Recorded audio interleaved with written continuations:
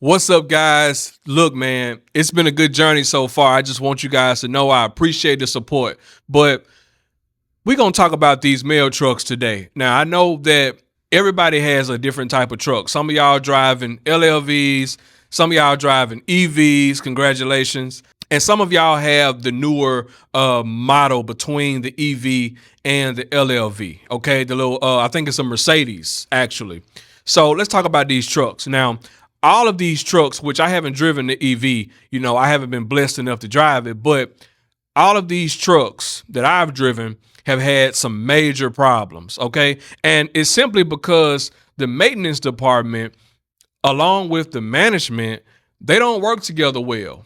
Because whenever we fill out those slips to get the trucks worked on, a lot of the times management does not act on that. So there has been times where I've been in life-threatening accidents. Me and my coworkers, we've all had problems in the streets. Like, for example, one of my coworkers that does not work with us no more, he ran into the back of a woman and she was pregnant, okay?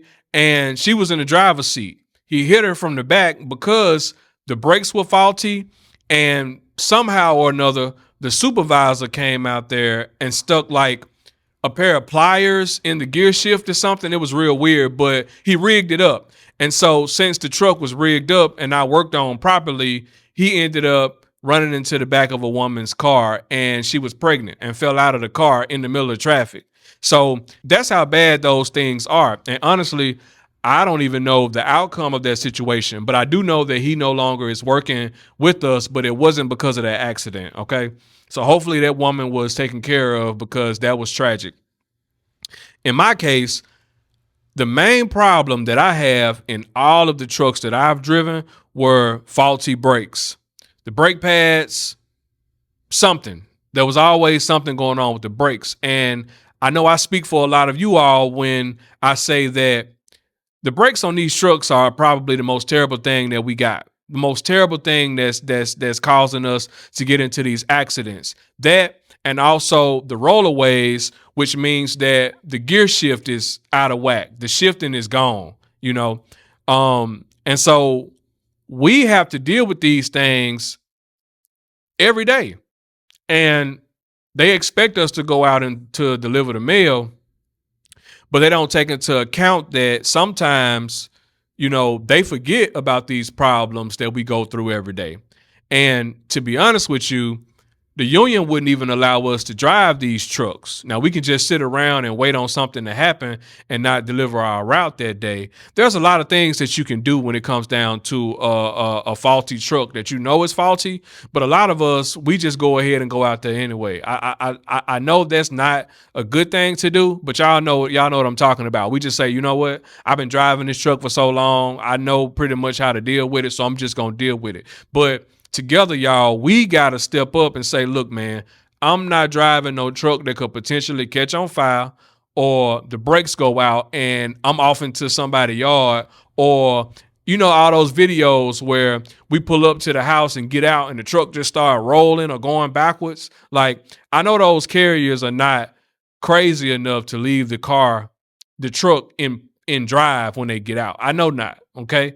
I've seen it happen before. It'll be all the way in park and then it'll roll away. Now, technically, we're supposed to leave the trucks off. When we get out, the truck is supposed to be turned off. I know some of y'all have problems with the trucks, having a hard time cranking them back up after you turn them off. So sometimes you'll leave it cranked because you're just going in and out. And if you turn it off, it might not crank back up. I know exactly what you got going on. Trust me. But one particular situation that happened to me, I was a CCA and I drove up a hill. There was one house that was up this real steep hill. I drove up the hill, put the truck in park, and I started getting the package and putting it in the mailbox. As I was getting the package and putting it in the mailbox, the truck went out of park and went into, I think it's neutral or reverse, whichever one is after that. It just kind of shifted out. And so I had my hand in the box and the truck started going backwards. So I had to snatch my hand back out of the box because it was picking up speed real quick. And so I hit the brakes. Nothing was happening. I pulled the emergency brake. it was soft. Okay. Like it just, like no force at all. And so eventually I just had to jump out of the truck because the hill was so steep that I did all of my safety precautions and it was still going backwards, full speed. So I jumped out. I jumped out of the truck and rolled into the grass, and the truck ended up flipping. Like it flipped over on the side. Mail was everywhere. Okay. Now, luckily, one of the neighbors seen it happen, the whole thing. And she caused a ruckus, and everybody started coming outside and they came to check on me. I was in one of them good neighborhoods, y'all, because if I had been anywhere else, they would just pull the phone out and start laughing at me and clowning. I would have been on TikTok, but they came up to me and they was like, "Hey man, you okay? Do we need to call 911?" I had grass burn on my arm. I had a grass burn on my arm, but I was fine. I was just glad that I was still alive because my heart was beating, man. It was a scary situation. I called the office and I told them what had happened. They told me that they wasn't sure if that problem on that truck had been written up before, but they was going to double check. They never did double check because I never heard anything back from them. But we called the mechanic. The mechanic was able to come and, get the truck back on four wheels. He checked it out and he said, "Yeah, man, something is going on with the brake system on this truck." This was an LLV. The transmission was bad. It was a lot of things happening at one time. And so as things started to break down, everything just collapsed, man. Like the truck they weren't even able to crank the truck up and continue driving it to the post office. They had to get it towed to, the mechanic shop. So it was bad. All right. And for the rest of that day, of course, I had to drive another truck. So I had to wait there until management brought me another truck and I had to get the mail out of the other truck, put it in there, resort everything. It was a bad situation. Okay. But I ended up getting home at about 8:30 that night. So that was one of my situations with these trucks. Now, ever since then, since I've been a regular, I've also had problems where I've been able to deflect the situation because I have experience. Like there's a lot of times where we'll be driving down the road and then the truck will just die. While you just full speed straight through a red light kind of thing. It happens. And I know some of y'all just regular people, y'all probably see that and y'all say, "Man, the mailman is crazy." Like it's some crazy non-driving mailman out here, but I'm telling y'all, it really ain't the driver, it's the truck.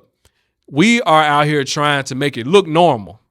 We trying to make it look good, but honestly, it's a terrible situation that we're going through.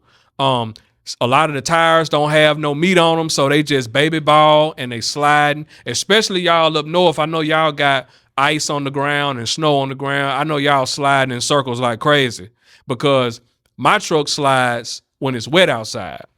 So in the rain, I have to be careful. So yeah. And there's been other situations where I remember this girl, she don't work with us no more, but she was driving in her truck and she had her door open and she put the truck in park and she reached out to put the mail inside of the box and it popped out of shift and the truck started rolling and she fell out of the truck. I don't know if she got fired behind that, but it looked faulty on her end. And I'm not sure how that happened, but I really believe that the truck came out of gear and she fell out of the truck trying to put the mail in the mailbox. That was a terrible situation.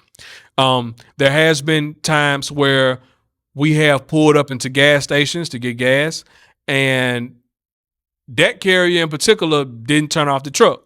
So the main thing is when you get out, you got to turn it off, man. And I know it's a hassle because it might not crank back up, but that's management problem. That ain't our problem. And I know y'all trying to get home on time. Y'all don't want to be out late because y'all truck messing up and y'all might not have no more spare trucks at the office and you trying to make it work. But man, look, management got to pay the price for that, at the end of the day. So we got to stand up for these faulty trucks.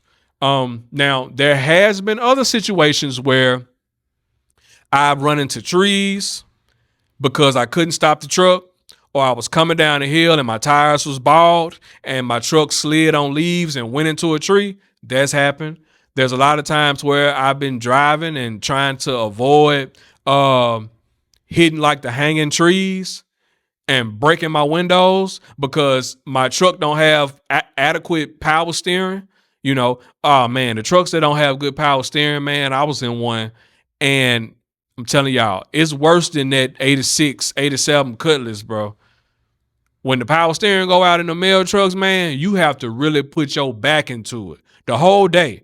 And you better not, please don't be on a riding route in a truck like that with no power steering, or if the power steering is faulty. Oh man, it's the most terrible thing you could possibly do. A lot of our trucks don't have windshield wipers that are functional. So if it starts raining, you're on your own. You're on your own. Have you ever been in a truck that didn't have headlights? The headlights didn't work, and you had to try to make sure that you were done before dark, because if not, you was just gonna not be able to deliver the mail. That happens, bro. And it's sad because we're a public service, but we don't get treated good enough to be able to serve the public efficiently. And that's why we always look so bad. And that's why your mailman are always upset, because there's a lot of things that he has to go through throughout the day, every day. A lot of neglect from the company, a lot of neglect from management, you know, bad mouthing, talking. Y'all know what we go through. You know, they treat us like dogs sometimes in the office, and we beg and plead. And of course, the union sometimes they don't be on one accord, because some of the union reps, they work with management. You know, trying to keep the peace and trying to keep down those grievances and stuff like that. I don't care about none of that.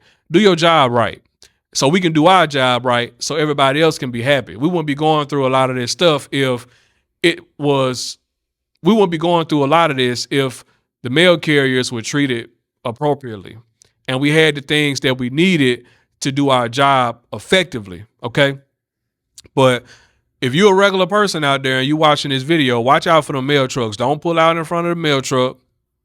Don't get behind the mail truck if you can. All right. Because I know a situation where the guy was driving the mail truck and the brakes were very sticky. So sticky to the point to where if he wanted to stop at a red light, it was gonna jerk the whole truck. Like just a little bit, just tap it, and it's just you'll run into the back of that mail truck. So don't go behind it, don't ride beside it, and don't be in front of it. All right. That's my advice for regular people that's not mail carriers. And on that note, I'll see you guys in the next video. Peace.